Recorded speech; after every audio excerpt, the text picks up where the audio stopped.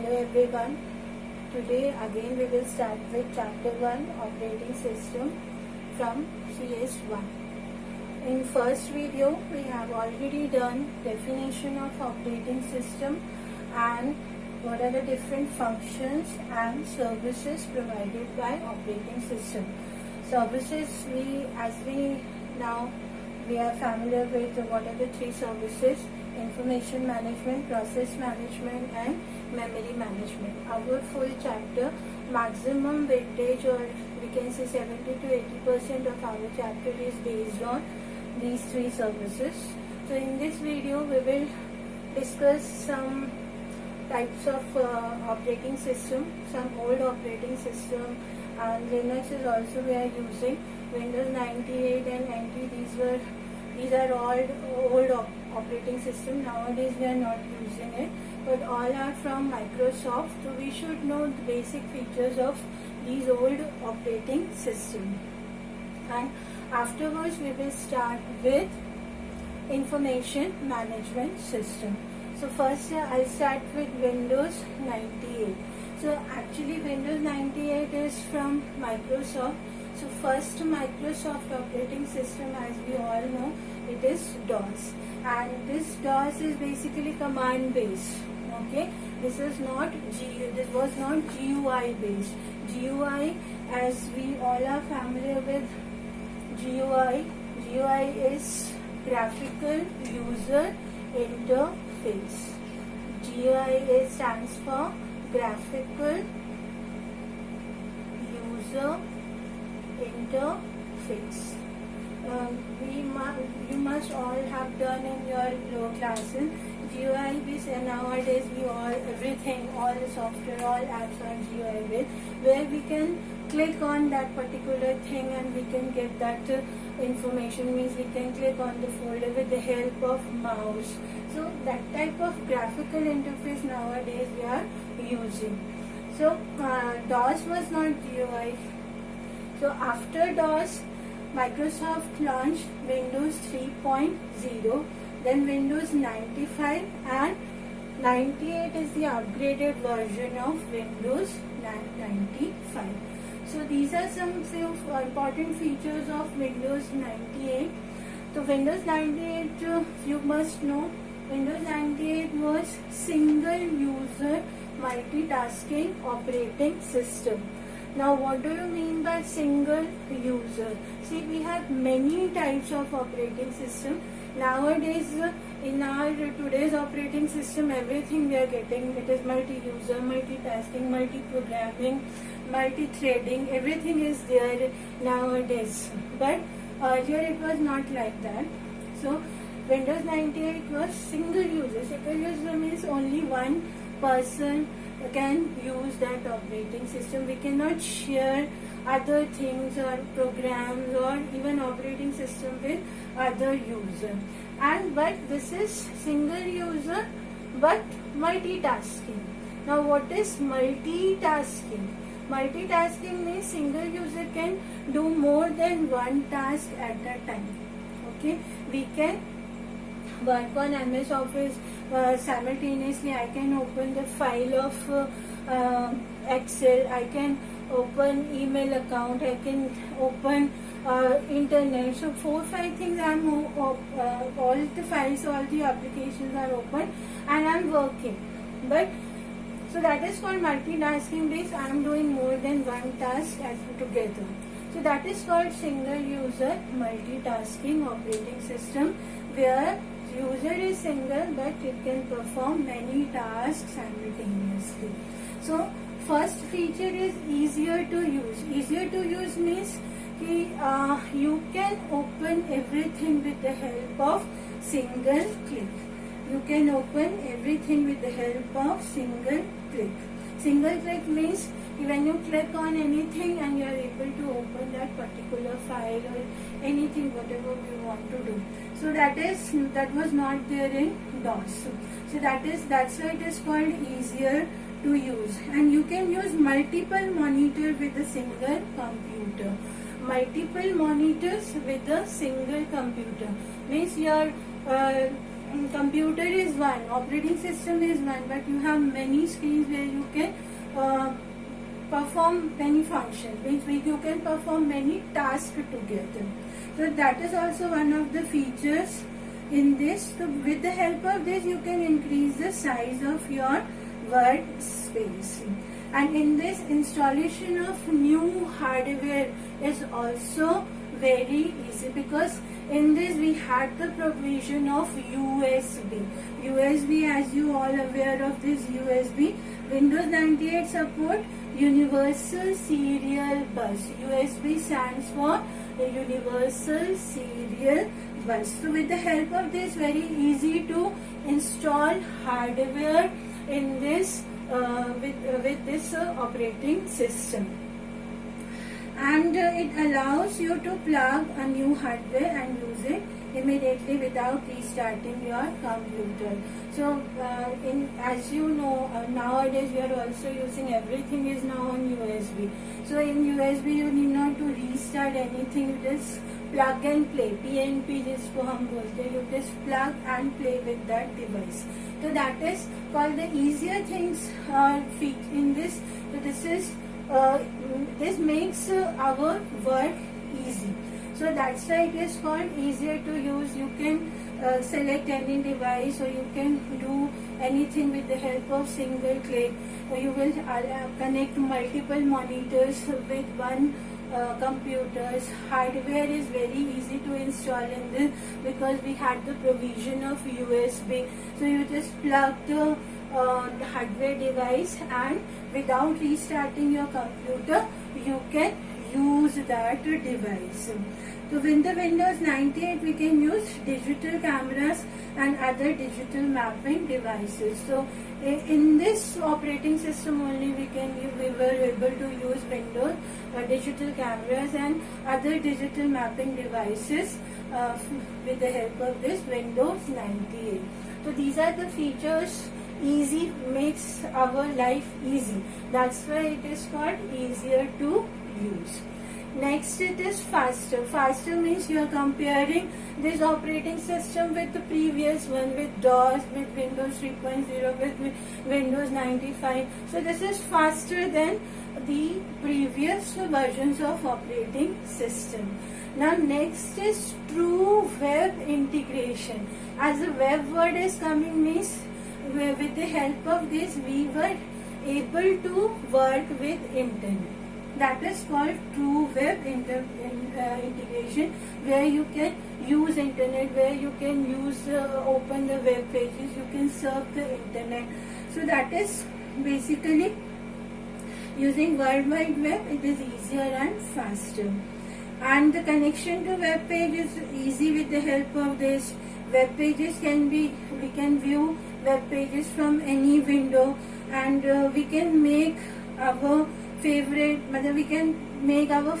web pages also, means we can do web designing also with the help of this.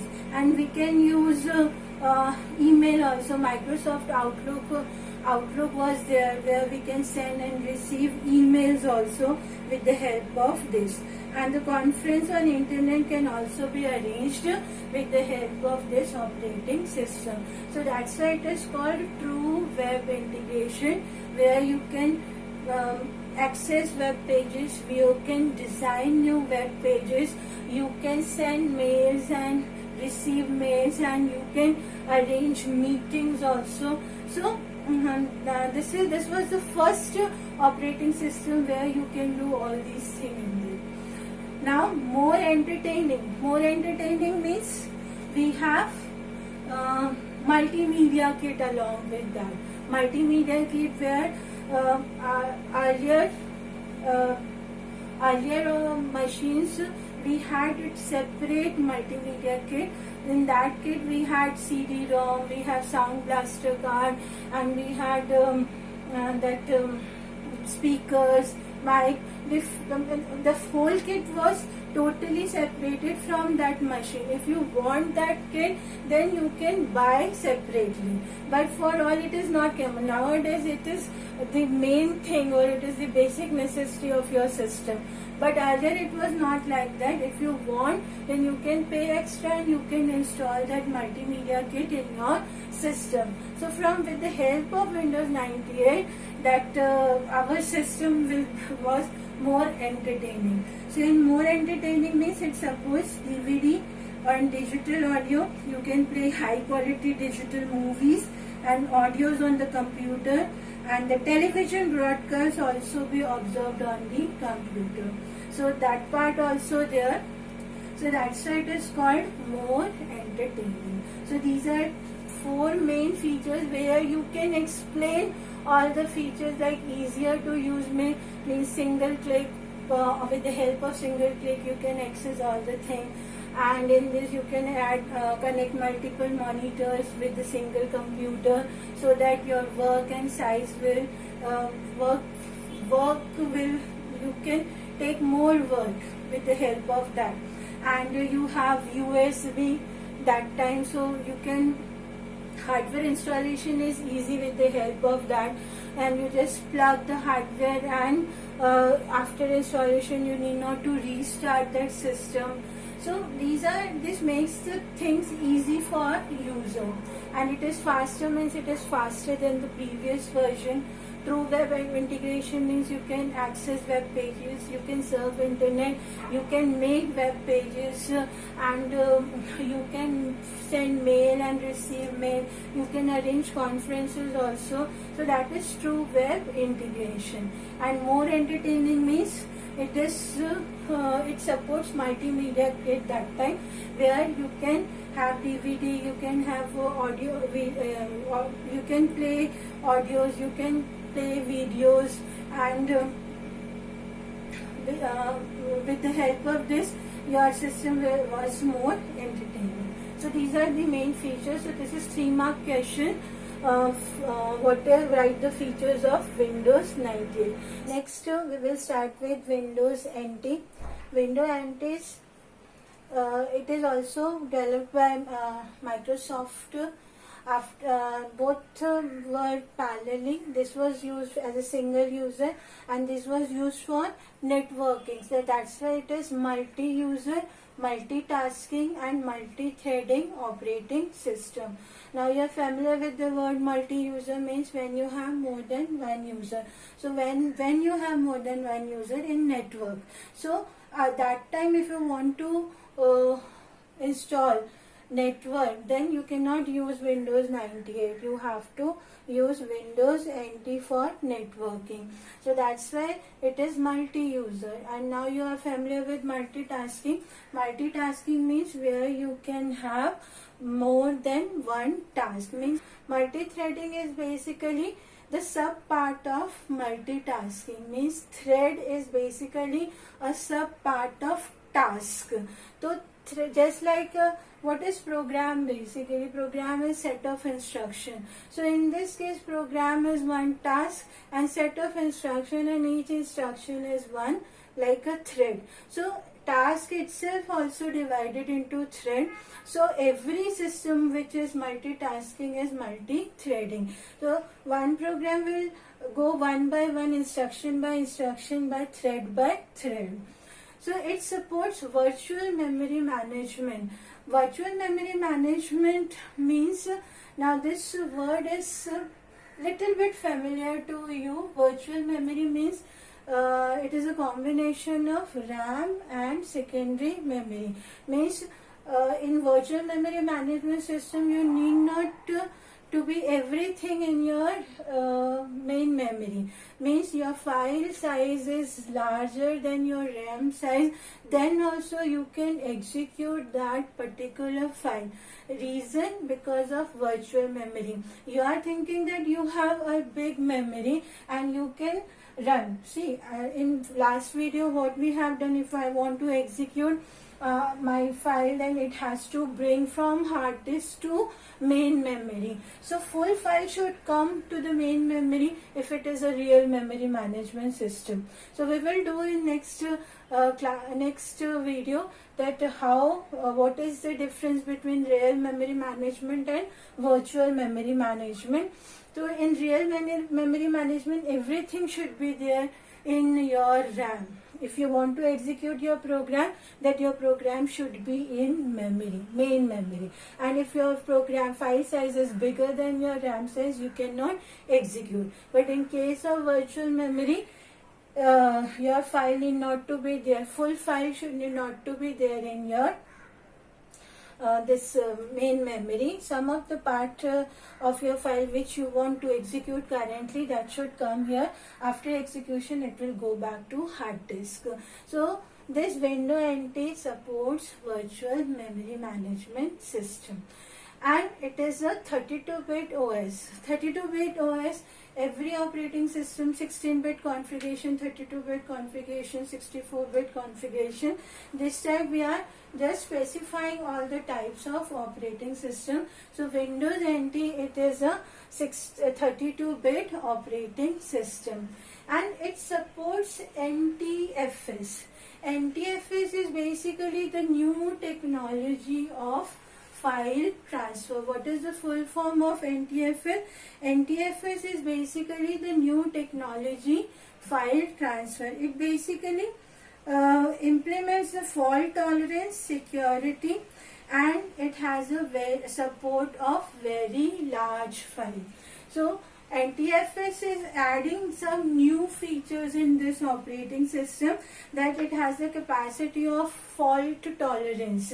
If some error is there and if something is going wrong, so it has that capability to recorrect and to tolerate that thing. And it has full-fledged security features. Why? Because it is multi-user. In single user also we need security feature, but since here we are having multi-user, so we have to see that authorized person should access my file. It should not be accessed by unauthorized person. Then full-fledged security is given by this NTFS system, and it supports very large file due to virtual memory management. So these are the basic features of Windows NT. Minimum 4 features you need to write, so you can write like this. So Windows NT is basically a full-fledged operating system like Windows, and it is a portable operating system. And Windows NT is multi-user, multitasking, multi-threading operating system. Because of this, you will get fast response when multiple applications are running. Next operating system is Linux. So these are the features of Linux operating system. Linux is multi-user, multitasking operating system. Nowadays also we are using Linux for many applications like software development, like networking, like for end user projects. Many things we can do with the help of Linux. It is also a multi-user, multitasking operating system. If it is multi-user, so Linux is network friendly. So network friendly means we can perform or we can do networking with the help of Linux operating system. Now in this, what does it mean? Linux is free software. Just like another operating system, this is available free. Free means this is free software, you can download it from net. The Linux is basically, it is free to consumer. Now what do you mean by Linux is open? Linux is open means that the everything, means the kernel, all the utilities, all the tools, everything as a programmer you can access, as well as you have a right to modify that. So that's why it is called Linux is open. Free means easily available, you can download, and open means you can modify and you can use all the internal structure of Linux, like its utilities, all the kernel related work, all GNU work, everything you can use. If you want, you can modify it and use it. Okay, so these are the main features of Linux.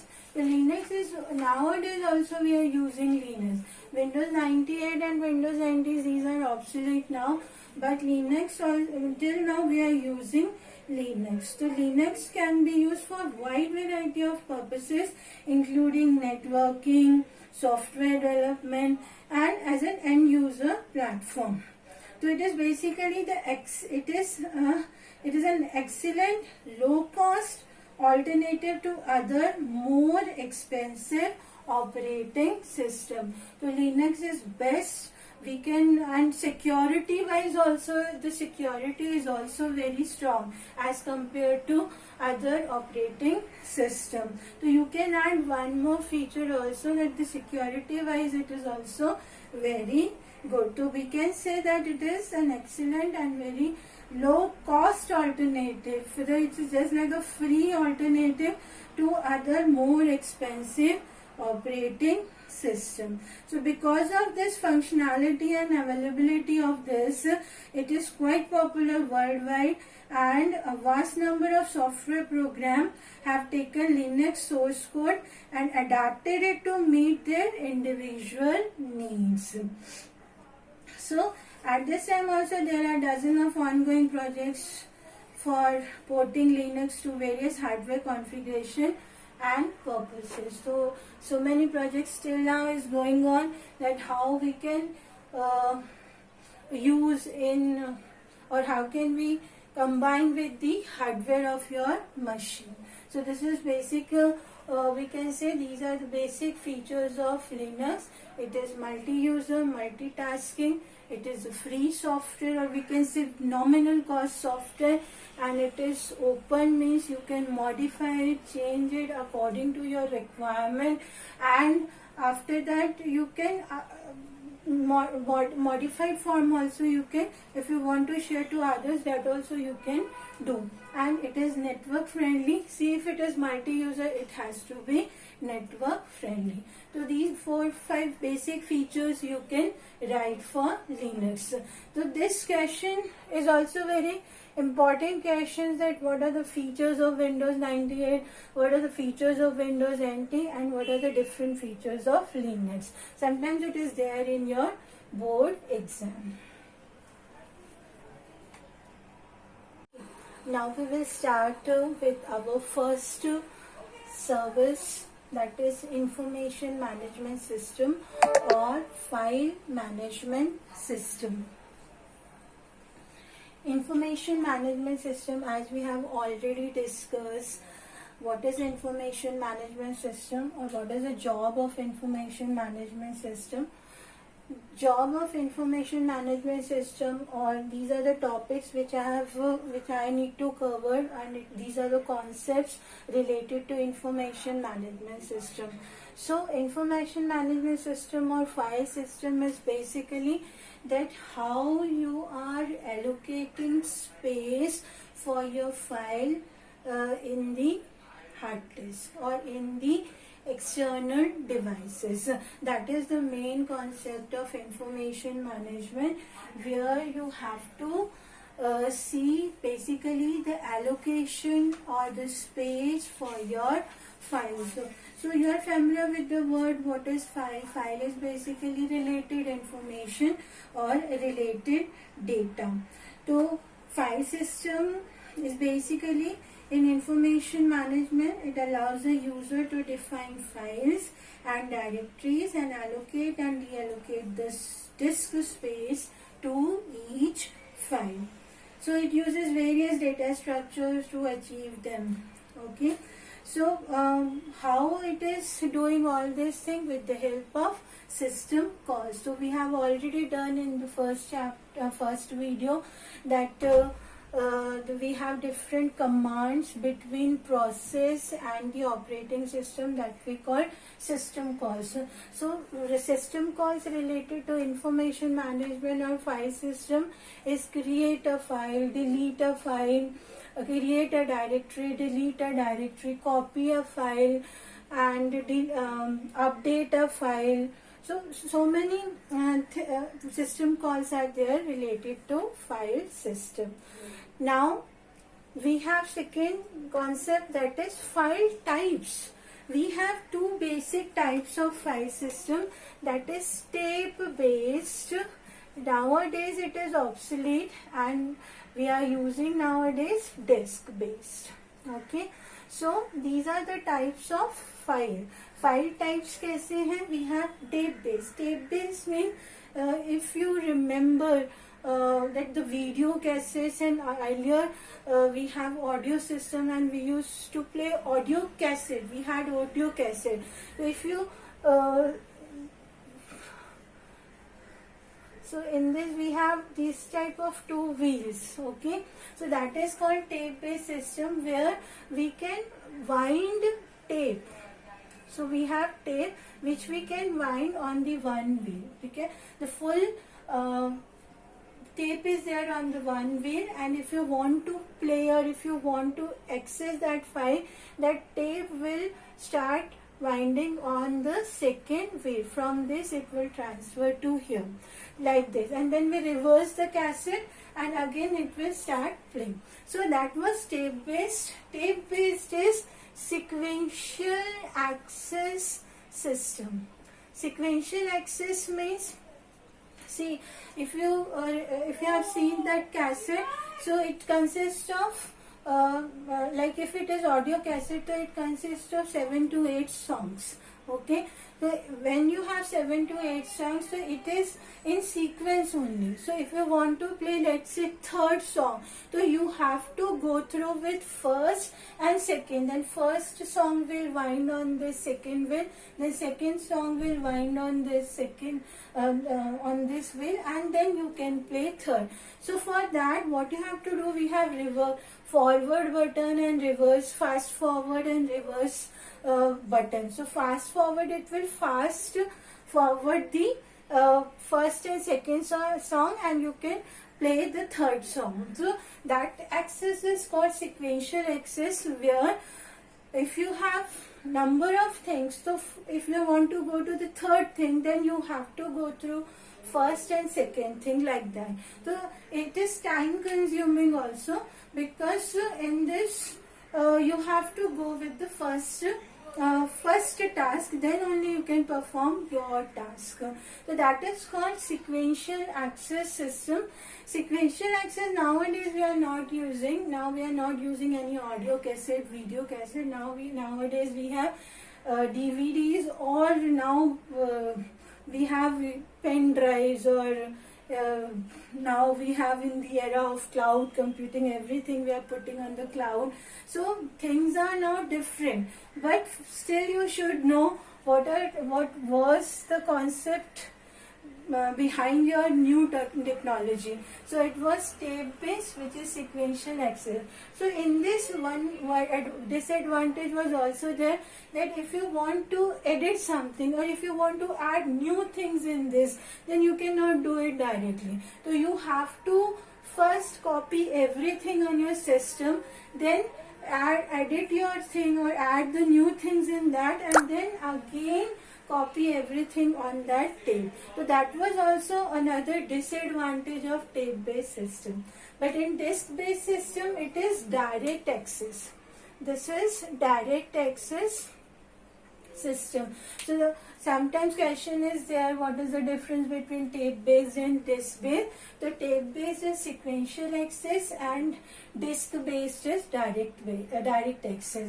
So why it is direct access? Because it is maintaining one list of all the files, their size, everything, and you can directly go to that particular file and you can access that file. So in this, adding a new thing or removing a previous thing is also easy as compared to tape based system. So we have tape based system and disk based system, and in this the storage is more as compared to tape based system. You can store more data as compared to tape based. Normally tape based is used like your pen drive to just transfer data from one place to another, but disk based you are using in your hard disk, which is fixed in your PC. So what is the internal concept of disk based? So we have some terms related to disk. So first you should be clear with the structure of disk.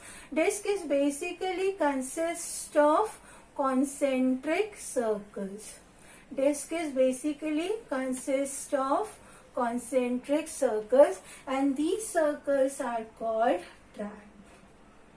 Okay, these are called track, and each track is further divided into small unit, and that one unit is called sector. Okay, so these concentric circles are called track, and the smallest unit of information which you can store on these track is called sector. The sector size can vary from disk to disk. It has 512 byte sector to 4096 byte sector. Means the size of one sector can be of 512 bytes, and it can go up to 4096 bytes, or we can say 4 KB. Okay, so that is called sector. See, one more term is related to file. It is called block.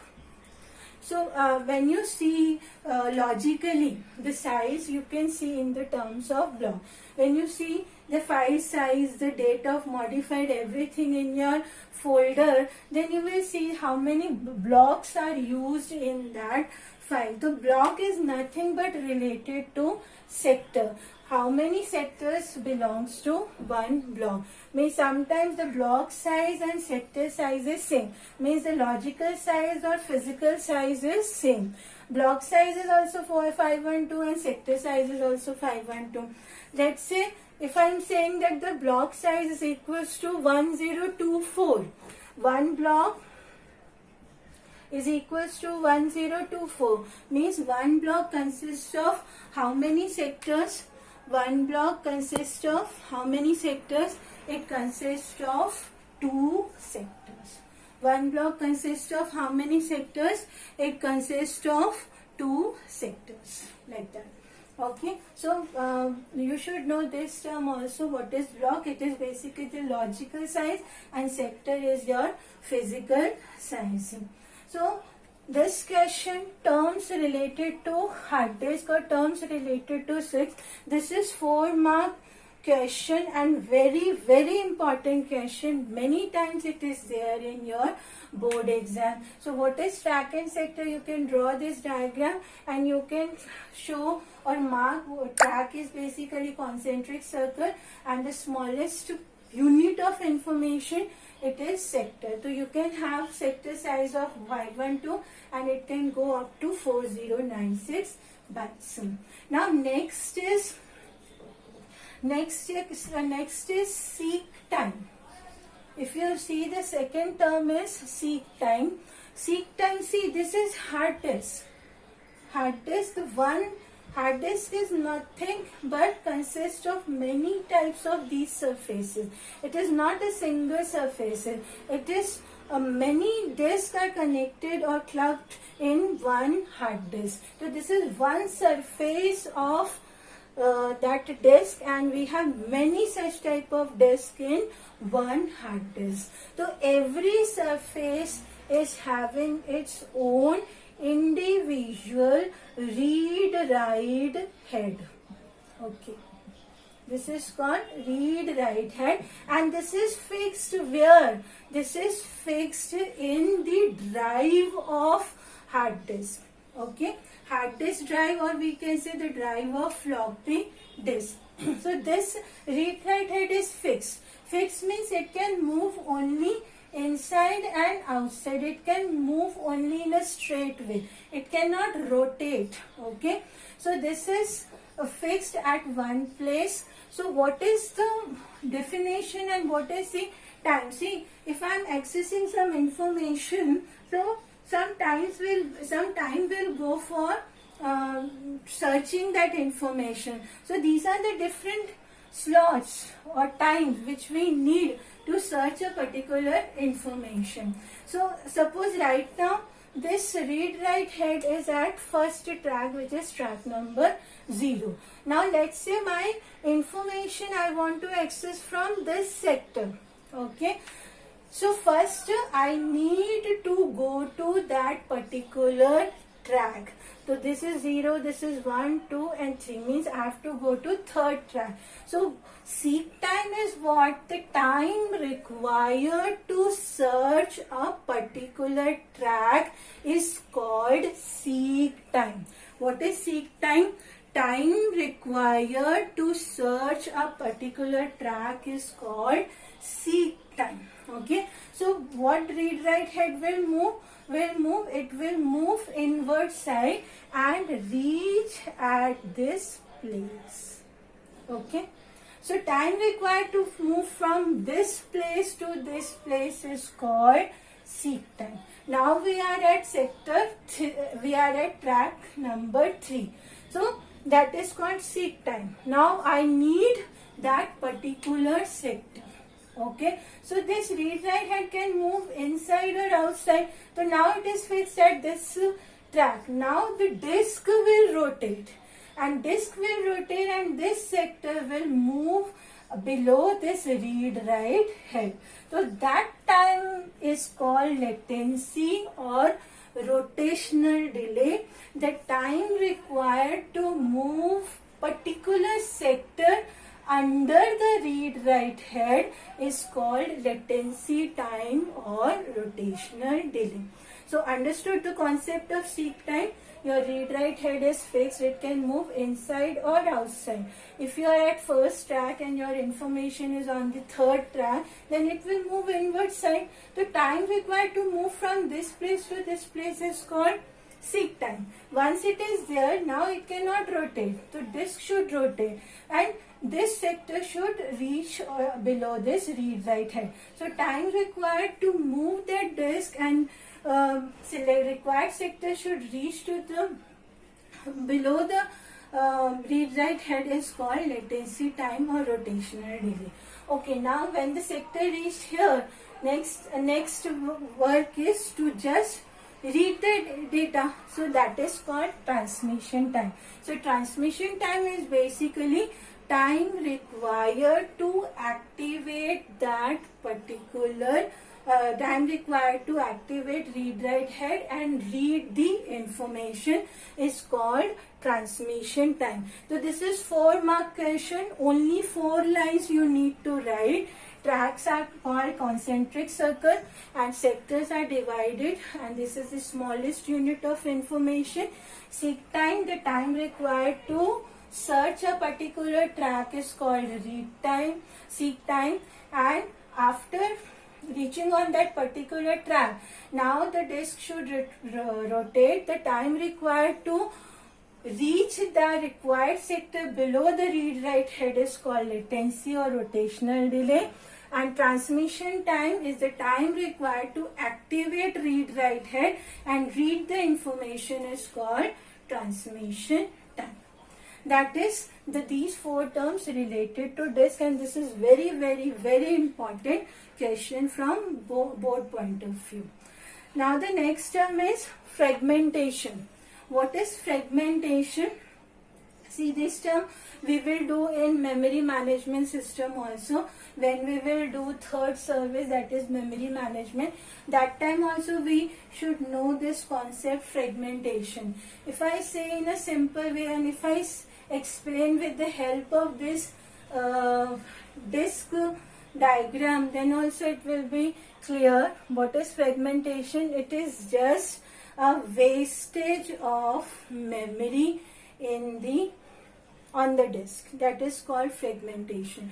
Fragmentation is what? It is a wastage of memory. So we have 2 types of fragmentation. We have internal fragmentation and we have external fragmentation. We have 2 types of wastage of space: internal fragmentation or external fragmentation. Now, if I start with internal fragmentation, see, if I am taking one sector sizes of 512 bytes, means each sector can store 512 bytes. If my file size is of, let's say, 700 bytes, my file size is of 700 bytes, that how many sectors I need to store this file? I need 2 sectors. So let's say this is my first sector where I am storing 512. So rest 700 minus 512. How many bytes remaining? 8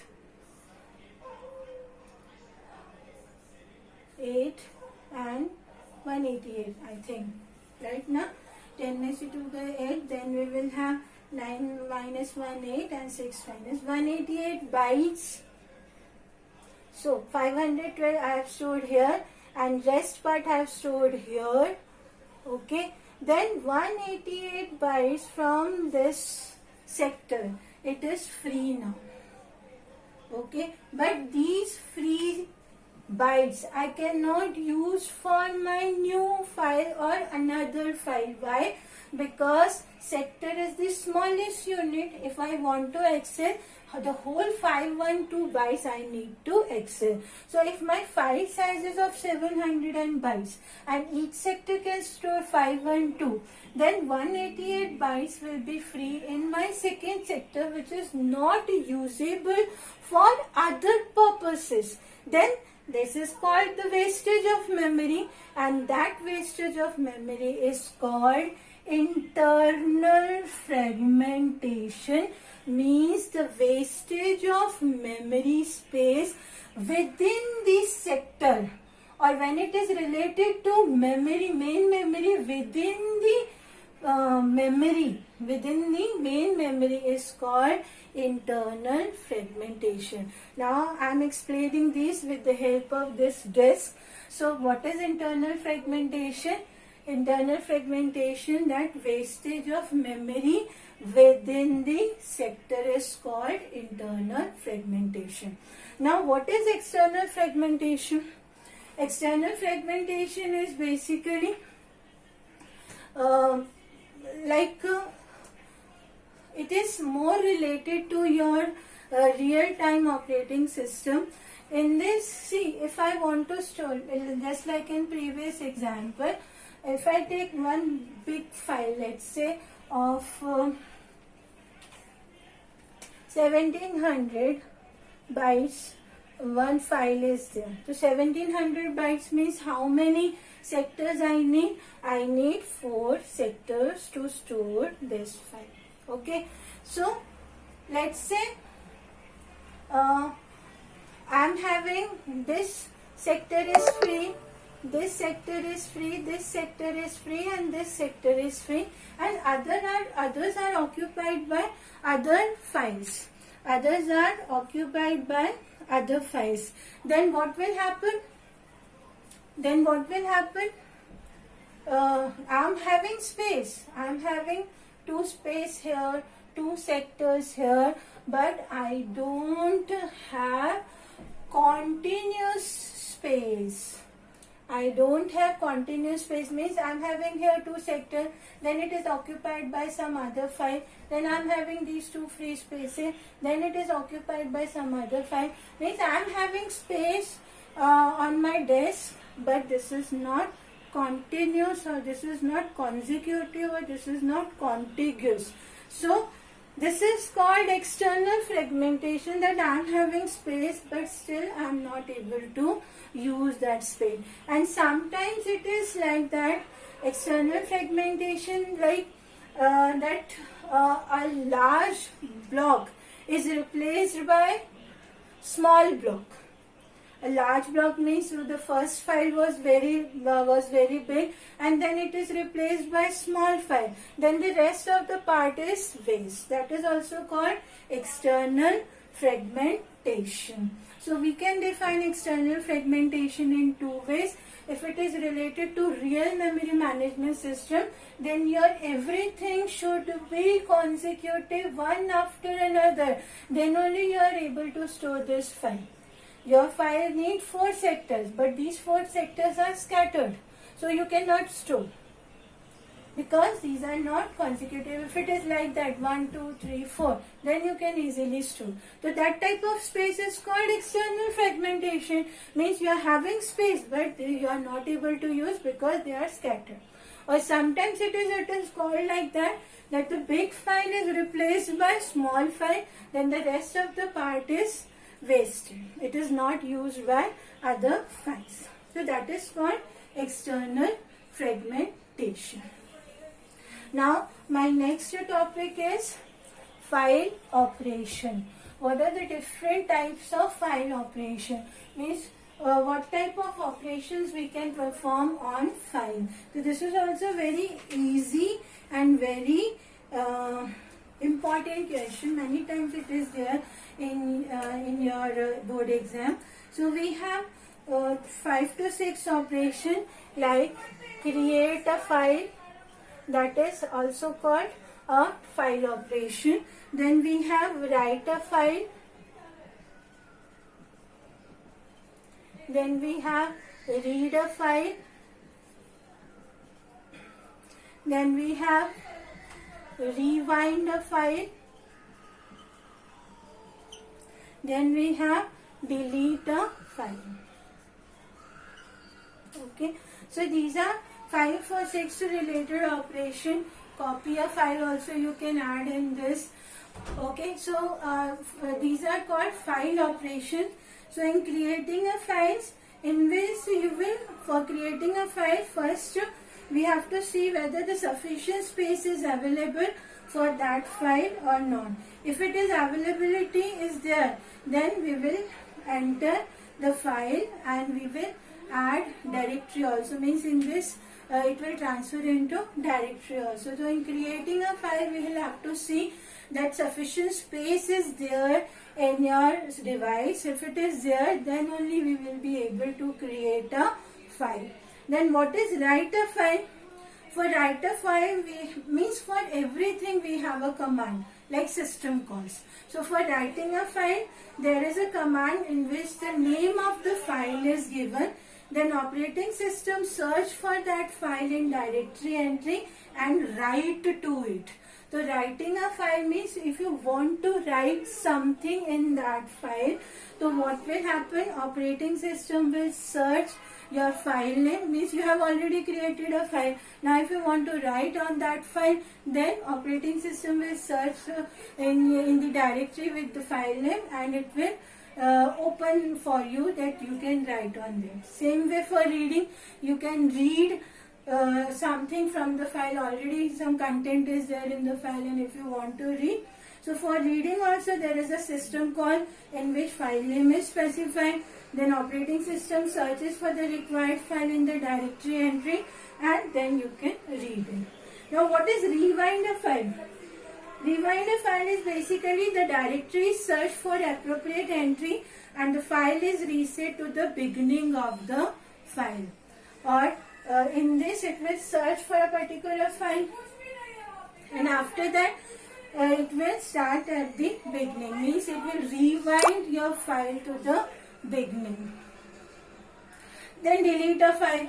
Again for to delete a file, again directory entry is searched and if that file is found, it releases the memory space and that directory entry now become invalid. So delete a file may you just delete the file and when you delete the file, the operating system will deallocate the space for your file and it is made available for new file. So these are called file operations. Okay, next topic we will take device drivers. Device drivers, you are familiar with the device drivers. As you all know, whenever you install a new hardware device along with your PC, means for example if you want to install printer, then you need a drivers or you need a software.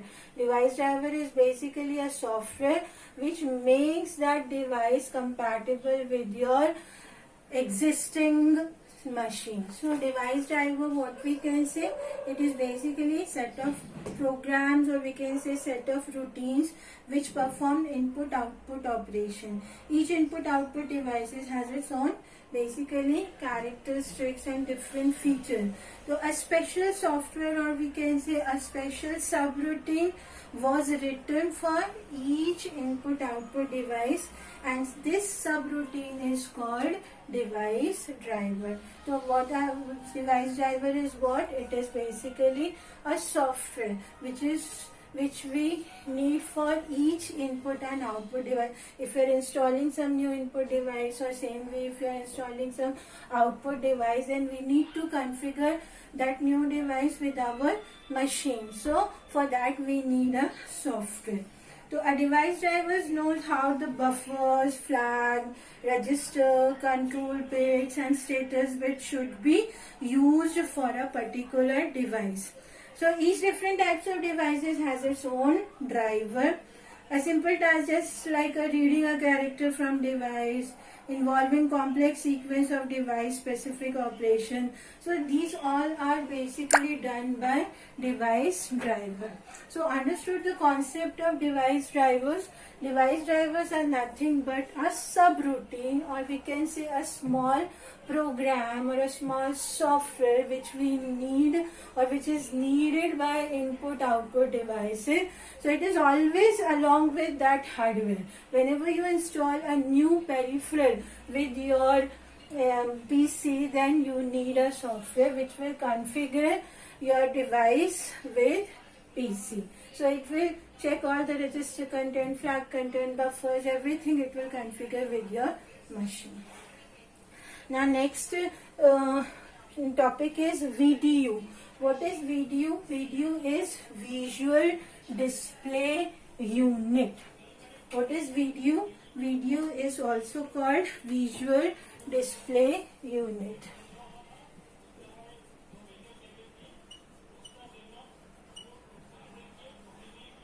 Okay, so these two topics are left from this concept.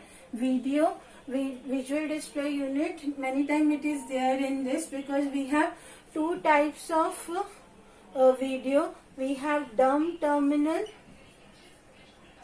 and we have intelligent terminal. So first we should know what is video. Video is basically a combination of input and output devices. That is called visual display unit. So terminal I/O also we can say, it is also called terminal I/O. So visual display unit which has input means keyboard and output means your screen. So we have two types of terminal in this, dumb terminals and intelligent terminal.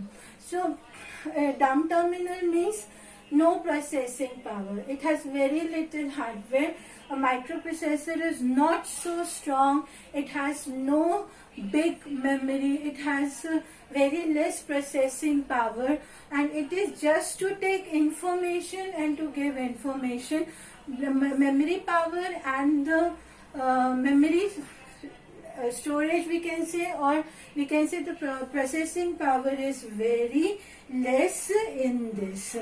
So dumb terminal basically it consists of microprocessor and limited memory. It is only responsible for basic input output of character. Why it is called dumb? Because it has no processing on input characters. Intelligent terminals, who are intelligent terminals, which has strong microprocessor, which has processing power on input character, which has a large amount of memory to store the data. So intelligent terminal can carry out some processing on the input. Intelligent terminal is more it has more powerful hardware and software. See, you must have seen railway reservation system while booking, if you are going to the railway station and asking for ticket, then they have some system, means printer is there, monitor is there, input is there. They are just entering and just printing the ticket. So this is like a dumb terminal which has only input device and output device and no processing power. But just like your PC, your PC, personal computer, it is an intelligent terminal. It is independent unit to process all the things. Without any help, it can do everything. All the input part it can process and give it at the output devices. So visual display unit, which is also called video. This question is there in your board exam. What is video? Write its type. The video is basically a terminal input output device. It is basically a terminal I/O which has input device and output device. I/O means input and output. So in I/O you have keyboard, and O means output, you have monitor or screen. Okay, so it is a combination of input output devices. So we have two types of video. Dumb means no processing on input character, no little amount of memory, and intelligent terminal means processing on input character, and it has processing capability also, and it has memory, more memory as compared to dumb terminal. Now the last topic from this concepts related to information management is video memory. Now what is video memory? See, you must, now we have done RAM. What is RAM? It is primary memory. Okay, so what is video memory? The video memory is basically a memory for your monitor. Means whatever the character you can see on the monitor is stored somewhere, and that memory is called video memory. Understood? So what is video memory? Video memory is basically memory for your monitor. So it is basically memory that terminal hardware itself required. So in this, what you will going to explain. So in video memory, you have to explain about the structure of screen. Okay, see, in this screen you have how many horizontal lines? You have 25 horizontal lines, and in each line you can accommodate 80 characters. Okay, so total character at a time you can see on the screen is 80 into 25 means 2000 characters you can see on the screen. So 2000 character when you can see on the screen means each character will take 1 byte of memory. So then how much memory you need? Means 2000 bytes you need, or general way we can say I need 2 kilobytes of memory to hold 2000 characters on the monitor or on the screen. Understood? So that is your video memory. Means minimum 2 kilobytes of memory you require to hold the screen. But still it is not sufficient, because each character has its own attributes or their own properties. Means any character you can make it bold, you can put the color, you can change the font, you can change the sign, like that. Okay, so every character has some attributes also, so we need to store that attribute also. Okay, so in this we need 1 more byte along with that character byte to store attributes. So means we have 1 byte which we call data byte, which will store actual data, and we have attribute byte which will store the properties or attributes of the character. So data bytes, data characters, how many characters? 2000 characters. So we need 2 kilobytes to store data bytes. So for attributes again we need 2 kilobytes. So total we need how many bytes? We need 4 kilobytes to store that characters or to hold the screen. Means how many memory, minimum memory we need to store 2000 or to see. See, whatever characters you can see means you can accommodate 2000 characters at a time on the screen. So to hold that screen we need a memory, and that memory is called video memory. Understood? So video memory consists of two types of bytes. One is data byte and one is attribute byte. So data byte is basically what? It stores the actual character, okay, which is to be displayed. An attribute tells the video controller how the character is to be displayed. Means its properties like bold, underline, blinking or reverse videos like that. Okay. So if you divide the memory allocation, so this is first 0 byte, so attribute 0 byte and then data 0 byte. Then attribute 1 byte, data 1 byte. So this way 0 to 199. So that many locations we need to store for or to hold the 2000 characters on the screen. So minimum we need 4 kilobytes of memory. So this way we have printer memory also. We have buffers also. So it is not only we have main memory. See, main memory is important. Whatever the thing you are doing, whatever the current file you want to execute, that should come into the RAM. This is main. Without RAM you cannot even switch on your system. Okay. But at these places also we need to hold some data, and that we call buffers. Okay. So here to hold the screen character we have video memory. To hold the printer character we have printer memories or buffer memory, or we can say simply buffer. So and same way keyboard also, when we press anything, so we have buffers or keyboard memory also to hold, so that we can transfer to the controller, keyboard controller, and it will convert that particular key into ASCII format or ABCDic format. So everywhere, whether it is input device or output device, we have a buffer or we have a small memory which is basically used to hold the character during transmission of data. Okay, so this was all the terms related to information management system. File system means how you are allocating or how you are storing, retrieving, the modifying or removing the file from the device. That is your file system.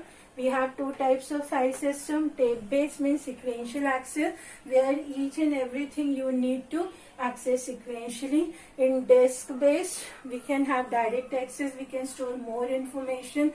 We are using hard disk, floppy disk, which are the example of disk based, where you can access data directly, and if you want to add something and remove something, so you can do it directly. But in case of tape based, you need to remove each and everything, means you need to copy each and everything in the system, modify it and again reload it.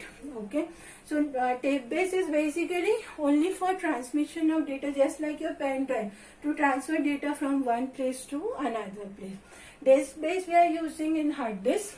So terms related to hard disk we have already done. Track and sectors, concentric circles are called track. Smallest unit of track is further, that means tracks are divided further into sectors. Seek time is basically the time required to search a particular track. Latency time, time required to rotate the required sector below the read-write head. And transmission time, time required to activate the read-write head and transmit the data. Fragmentation we have already done. We have two types of fragmentation. It is fragmentation means wastage of memory. It can be internal or external. So when it is related to disk, so we will talk in terms of blocks or sector.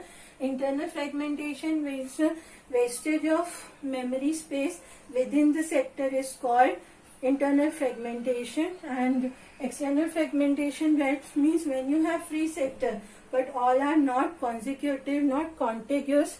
In case of real memory management, then you will have external fragmentation, or in another term, a big file is replaced by small file.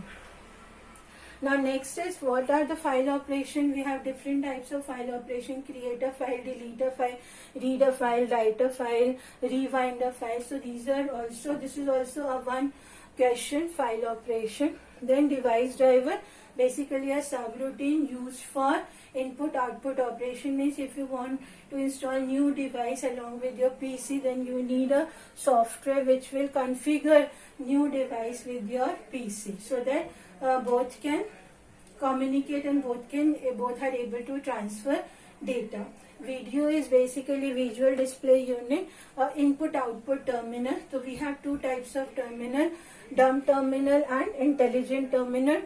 Dumb terminal means which has no processing power and a very small amount of memory is there for that. And intelligent terminal means we can process input characters as well as we have a memory where we can store information.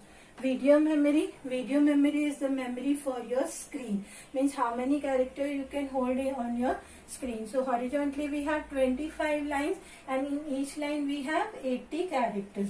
So total 80 into 25, 2000 characters we can accommodate on the screen. So each character will take 1 byte. So minimum I need 2 kilobytes of memory. But every character has its own attributes. So for that attributes also I need 1 byte for each character. So 2 KB for character, which we call data byte, and 2 kilobytes memory for their attribute, means 1 byte for data and 1 byte for its attributes, means each character needs 2 bytes. So if I am having 2000 character, means I need 4 kilobytes of memory as a video memory to hold 2000 characters on the screen. Same way we have keyboard memory also, we have printer memory also, like that. Okay, so this is concepts related to information management. So okay, these are board questions. So you just go through with this. All are available in TPS. So prepare these questions. All are repeated questions. So what are the different types of file systems? So in this you will write tape-based system and disk-based system. And this question can be asked directly, the difference between tape-based system and disk-based system. And explain the following terms related to disk. Means tracks and sectors, seek time, latency time and transmission time. So you just draw the track and sectors diagram. Then only you need to write the definition. 1 or 2 line definition is there. No need to explain anything. 4 mark question is there, and this is a repeated question. Explain different types of file operations. So you will write about creating a file, delete a file, read a file, write a file, rewind a file. So in device driver you will write about the software used for input output device configuration, means how the input output device will interact with your machine. So what is video? Video is visual display unit, means input output terminal. So we have two types of terminal, data bytes and dumb terminal and intelligent terminal. Video memory is the memory required to hold 2000 characters on the screen, because 25 lines and 80 characters. So each character will hold 1 byte. So we need 2000 bytes for character, and same way we need to store its attributes. So 2000 bytes for its attribute. The total 4 bytes we need. So you will write about data bytes and attributes bytes. So this way you can explain. And what is fragmentation? Is basically wastage of memory. So you will write about internal and external fragmentation different. So these all are board questions. Try to write or try to read or try to learn all questions. Thank you so much. In next video we will start process management. Thank you.